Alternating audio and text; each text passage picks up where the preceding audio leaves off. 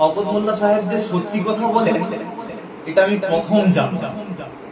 অতএব যেটা উনি করেছেন ওটা নিজের মুখ থেকে স্বীকার করেছেন, এই জন্য ওনাকে অসংখ্য অসংখ্য ধন্যবাদ জানাবো।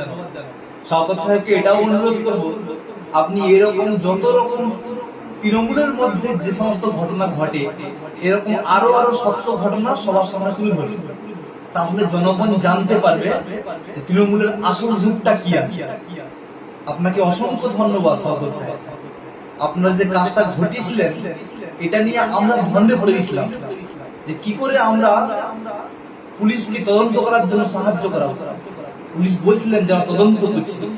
আশা করি আপনার এই বক্তব্যটা তদন্তের সাপেক্ষে যথেষ্ট যুক্তিযোগ্য বলে মনে হয়, এবং দোকানটা যে আপনারা পুড়িয়েছিলেন এবং দোকানটা পুরাতে যে আপনারাই সক্ষম এটা কিন্তু নিজের মুখে আপনি স্বীকার করে নিয়েছিলেন।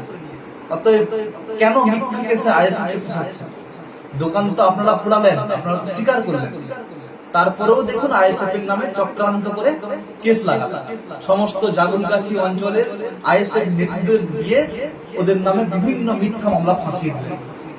যাই হোক, প্রশাসনের বন্ধুদের বলছি, আপনারা বলছিলেন না যে কোন রকম আমাদের কোনো এভিডেন্স নেই, প্রুফ নেই, তাই আমরা কমপ্লেনের এগেইনস্টে আমরা অ্যারেস্ট করে চলেছি। এখন তো প্রুফটা পাওয়া গেল। শওকত মোল্লা সাহেব নিজে বয়ান দিয়েছিলেন, সেই বয়ানের ভিত্তিতে এখন প্রশাসন নিশ্চয়ই তার আইনত ব্যবস্থা আছে গ্রহণ করতে বাধ্য হবে।